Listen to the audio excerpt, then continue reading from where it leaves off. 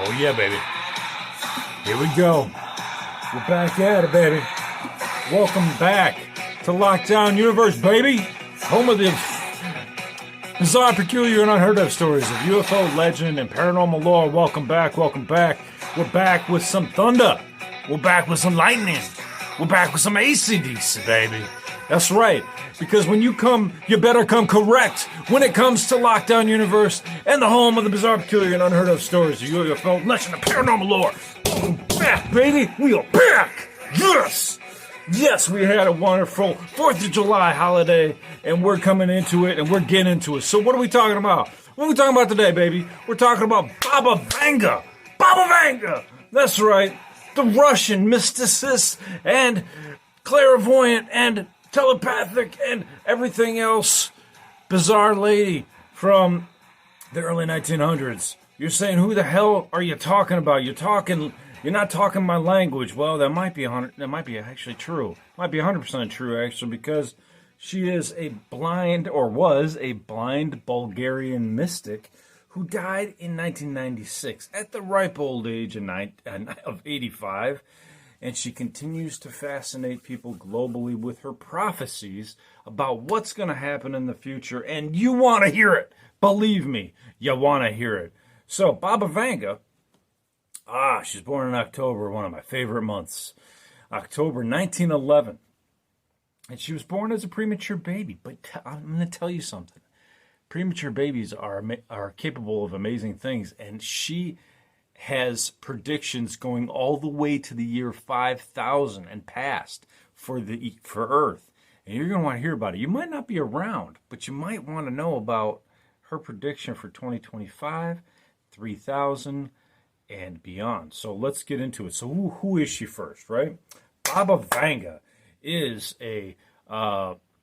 was a premature baby. She was born in the area of North Macedonia and suffered some health complications, and doctors didn't give her much of a chance to survive. But nonetheless, during her childhood, she was alive and made it all the way to the ripe old age of 85. Her mother died in the World War I, and she became blind at the age of 11. Now, she was taken to the school for the blind, and she was taught to read Braille. And from that, she started to show some amazing powers. She had the ability to hear and to what they call soothsay, which a number of people visited her hoping to get a hint as to whether or not their dead relatives were alive. So she was able to communicate with ghosts as well. So why is she so popular? Why is she so interesting? Why do people even care? Well, because she developed pleurisy and was told she only had a few weeks to live, and she beat that. Her legacy is that she predicted a lot of future events, including 9/11. 9/11 wasn't something a lot of people predicted at all. Now, she predicted it. Now, what did she say exactly? Right? She said 2 metal birds will crash into our American brothers. Wolves will howl from the bushes, and the blood of the innocent will flow into the rivers. And this was an eerily accurate prediction that kept interest in her and a lot of her prophecies alive. Now, what else did she say?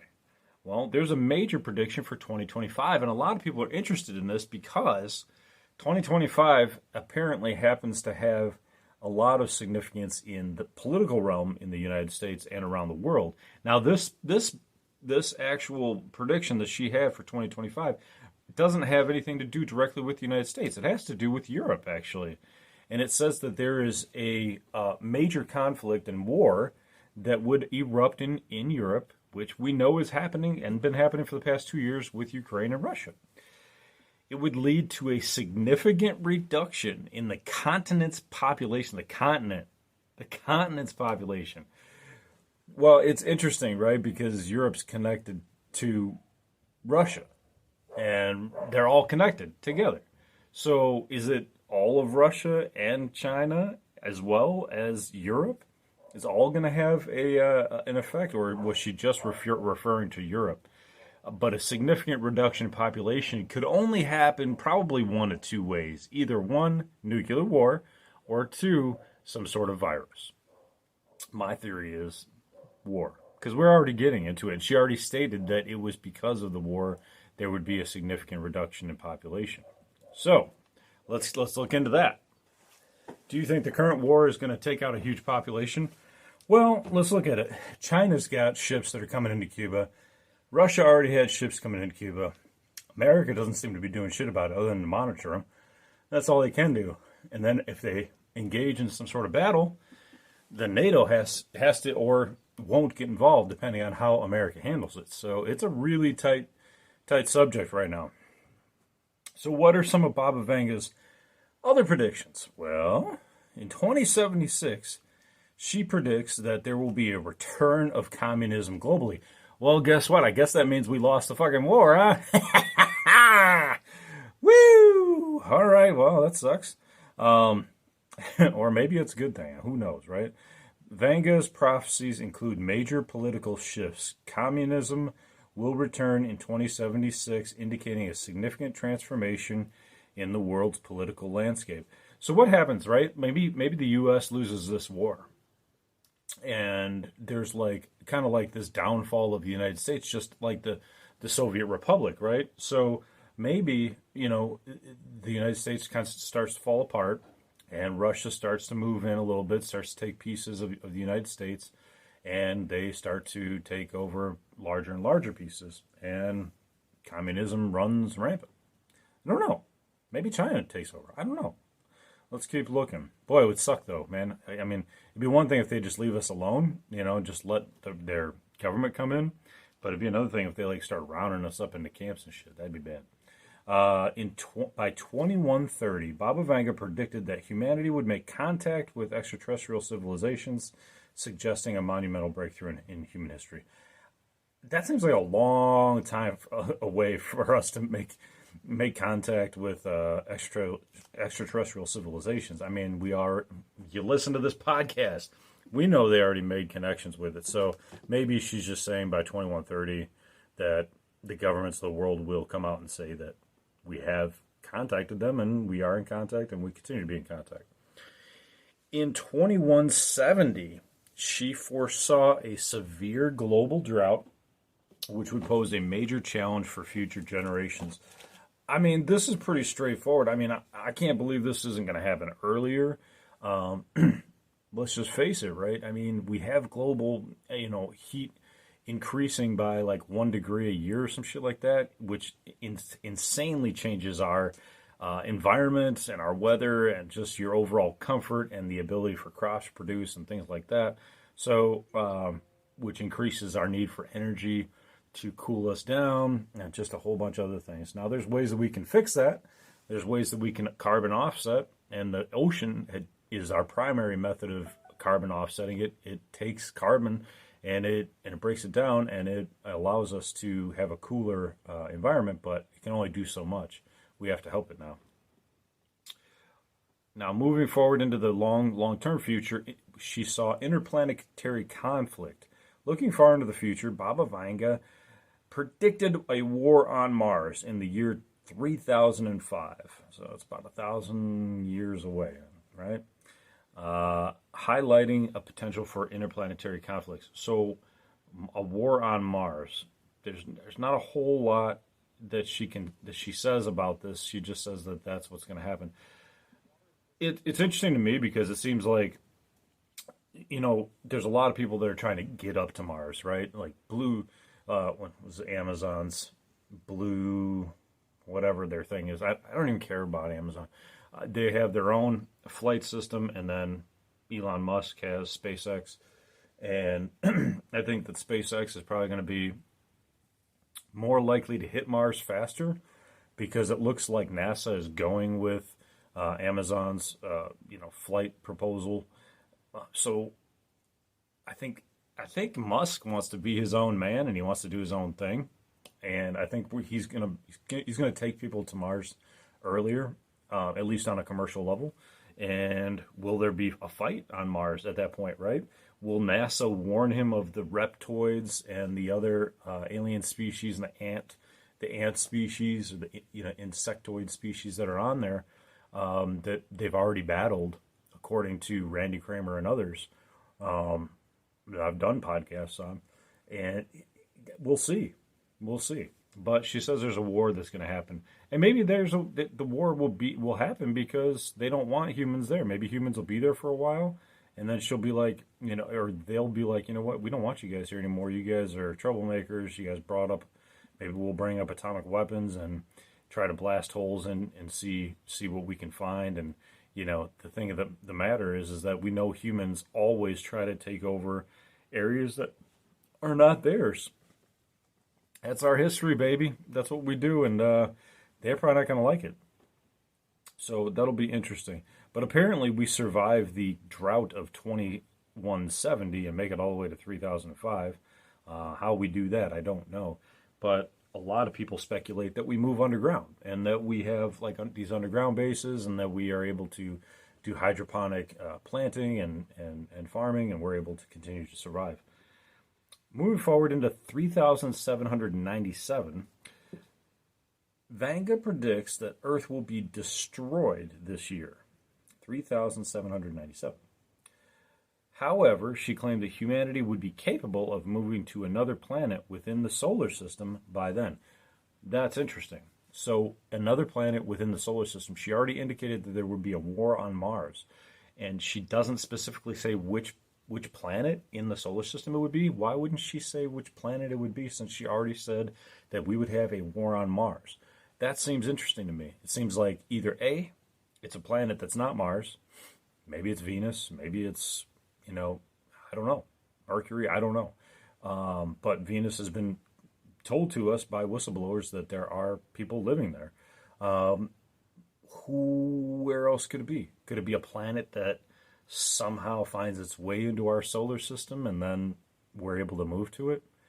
Is it some sort of trans-dimensional planet that just pops in and we're able to move to it? Or do we have the capability technologically to shift vibrations and move into this other planet that's not too far from us at all, but just a short distance away in another dimension? That'd be interesting. So, the end of the world prophecy. Her most dramatic prophecy is that the end of the world in the year 5079 due to a cosmic event of unimaginable proportions. So here we have a story that says it's the end of the world. Well, the end of the world for the dinosaurs happened too, right? 62 million years ago, whatever the case was. So that was the end of the world for the dinosaurs, but it wasn't the end of the world for Earth. She's stating that the end of the world, quote unquote, for Earth would be due to cosmic events, and only is about 3,054 years away. 55 years away. Well, we won't be here, so it won't matter. Well, I mean, our kids will be here. I mean, kids be here. Anywho, do you think that's true? It'd be interesting that we're living in almost the time that the Earth would be destroyed, according to Baba Vanga. So, these are her major predictions. Will they come true? Anybody's guess. But she did predict 9/11. I mean, straight up. There's no doubt about it. She predicted it. It happened. The next one up on the list is 2025. So that's right around the corner, and she's talking about a major conflict that would reduce the population significantly. She didn't say by how much. But significantly would be, in my mind, 30% or more. Some people might say 50% or more. Some people might say more than that. I don't know. But if there's a major war in Europe, everybody's going to get involved. And that's going to be bad for everybody. I mean, Europe is, a lot of people don't realize this, but Europe is surprisingly close to Africa as well. So you can imagine that Northern Africa might get involved in that conflict. So you might have a true world war. You might have America get involved, because they're part of NATO. You're going to have Russia involved because they're already involved. China might get involved too. All these big players all got nukes, and they all could, easily cause a lot of problems. And the aliens don't want us using nukes, so because it screws up their time space continuum issue. So they don't want us using that at all. So how are we going to have mass casualties? Are they going to actually drop nukes, or are they just going to use conventional bombs? I don't know. I have no idea. I think it's going to be scary for a lot of people that are over there, and they're already, conscripting people in America. They're already trying to recruit people in America because their numbers are down. And so they're going to start, increasing bonuses. They're going to start increasing opportunities for people. I just watched Tomorrow's War. And if you haven't seen the Tomorrow's War, that's with Chris Pratt. Great movie, man. Great movie. It's on Amazon Prime. And it's about a war that happens 30 years in the future. And they come back to take people from our timeline to go fight in the future because there's not enough people. Well, it kind of reminds me of that, and the fact that they might not have enough people to fight. They might start conscripting people from the regular population. Now, there's only so many people that can fight of a certain age range, man. You're not going to get people in their 40s and 50s that are going to be healthy enough to fight. I mean, it's going to be 18 and up, 16 and up to probably 38 is usually the cutoff.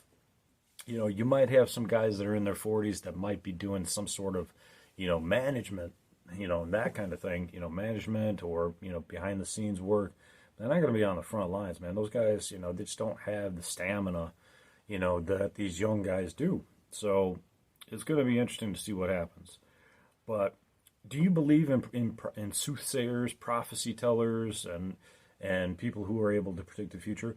Well, let me ask you this. Somebody that went blind at 11, they can't see anymore, right? So they have a sense taken away from them, but their other senses become heightened.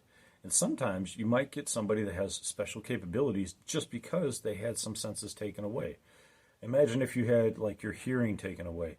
Now your vision is super heightened because you have to compensate for that, and vice versa. And a lot of times normal people that don't have disabilities can have these dreams that are prophetic. So the second you start taking away certain senses, now these dreams that you might have might start becoming more detailed. They might become more crisp. They might become more clear because your body is now relying on other senses to fill that in. And if that's the case, you're going to get a lot more information and a lot more detail, and maybe even be able to predict the timeline. It's interesting. I wonder how she knows the times. Like, I wonder if it's like she sees it on a piece of newspaper, or it's just, a number in her mind's eye, that she sees. It's truly fascinating. It's truly fascinating. People that have the capability to see into the future and predict these times. It's like, I almost wonder if they see it on this time leveler, like a thermometer, and the thermometer keeps going up, and it says, oh, at this time, 2030, this is what this event's going to be, and the thermometer goes up to 3,000, whatever, 700 or whatever it was, and this is what's going to happen. I think it's really interesting, really fascinating. So anyway, what do you think? I want to talk to you more about this, but I got to jump. So I will come back with another podcast. I hope you guys enjoyed this one. Take care of yourselves physically, spiritually, emotionally. Follow through on your hobbies and your goals and your dreams. And as always, continue to question the universe around you. Please go like, follow, share, subscribe. And I love you guys. Take care of yourselves. Lockdown Universe out. Peace.